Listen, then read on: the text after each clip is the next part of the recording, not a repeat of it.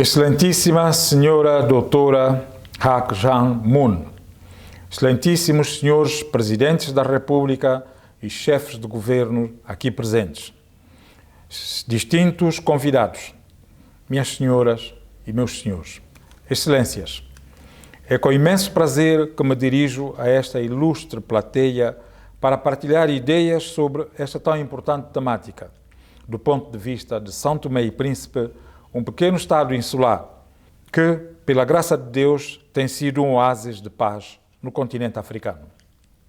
Que me seja permitido, antes de mais, expressar os meus agradecimentos à Federação pela Paz Universal, grande obreira da paz, pelo amável convite que me foi endereçado. A convivência pacífica entre os povos e entre pessoas, individualmente consideradas, é um bem universal, pois sabemos, pelos ensinamentos da história, que a paz é uma condição crítica, essencial, para que o homem e a sociedade se realizem e desenvolvam plenamente. Desejo, por isso, em nome do povo de São Tomé e Príncipe, e no meu próprio, felicitar a senhora doutora Hak Ja Moon pelo espírito de missão que tem marcado de forma inapagável o seu empenho, o seu grito audível em todas as latitudes pela paz universal e pela pacificação e unificação dos seus irmãos das duas Coreias. Na verdade, um regime de paz na Península da Coreia refere-se ao estabelecimento de uma paz solidamente assegurada em termos legais, institucionais e concretos, pondo formalmente termo ao estado de guerra marcado por uma relação tensa entre as partes. Quando observamos de fora, distinguimos em toda a Coreia uma das mais notórias culturas da Ásia, a mesma língua e costumes comuns. Estes elementos são, como se sabe, estruturantes e identitários de uma comunidade. Com efeito, o povo coreano tem uma história rica e antiga que liga as gerações atuais ao seu passado coletivo. Embora se associe frequentemente a Península Coreana a dois estados, um no norte, outro no sul, importa ter-se em mente que o país, dividido há cerca de 78 anos, tinha antes do colonialismo japonês uma história de mais de um milénio como uma nação unificada e autônoma. Diante desse patrimônio comum, compreendemos de forma inequívoca que a Coreia é uma só. Diremos por isso que as dimensões de consanguinidade, espirituais, emocionais e culturais que talham o povo coreano não podem ceder perante os frágeis artifícios que foram forjados a meio do percurso, colocando irmãos de costas viradas. O que é afinal o paralelo 38? Quem já o observou? Esta linha é meramente imaginária. A sua função neste capítulo é retrógrada e já perdeu a razão de existir.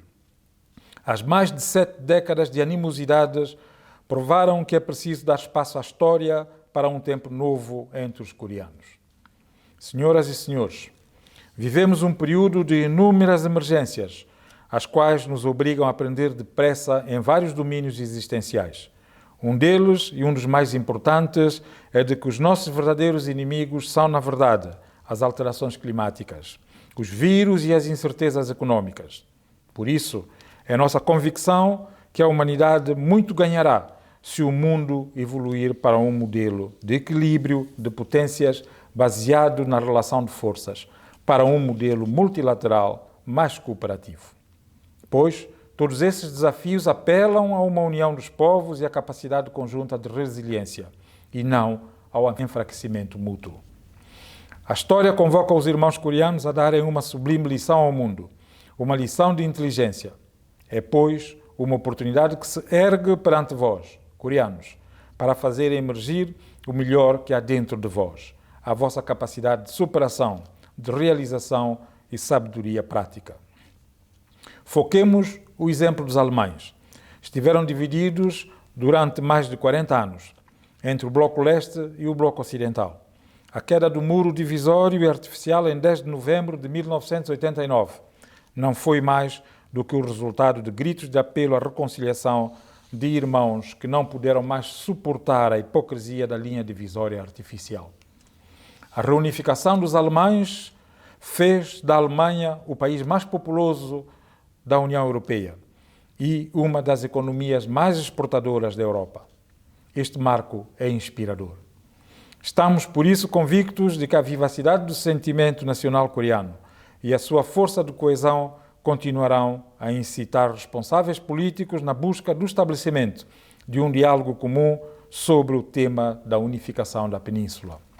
No espírito do chamado Acordo de Base Intercoreano de 1991, acordo sobre a reconciliação, a não agressão e as trocas entre o Norte e o Sul. E os subsequentes tratados e declarações bi- e multilaterais para que um Estado de paz duradouro suplante o regime precário pelo armistício de 27 de julho de 1953, pondo assim fim formalmente a uma situação de semiguerra. A coexistência pacífica constituirá, pois, o prelúdio da unificação. Não podemos deixar de saudar aqui os esforços da reunificação protagonizados pelas partes e os gestos simbólicos, como o presenciado por ocasião dos Jogos Olímpicos de Inverno de Pyeongchang em 2018, que são vistos por muitos como prelúdios da paz.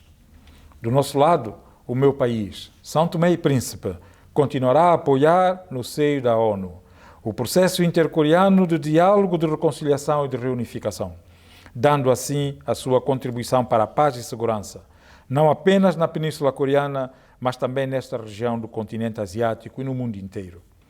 Eu confio e creio que todos nós aqui presentes confiamos na sabedoria superior do povo coreano, que neste tempo de emergência olhará para o aprendizado do passado, focará o futuro e certamente fará o que a história está ávida de registrar já no presente: a coexistência pacífica rumo à reunificação coreana. Muito obrigado pela vossa atenção.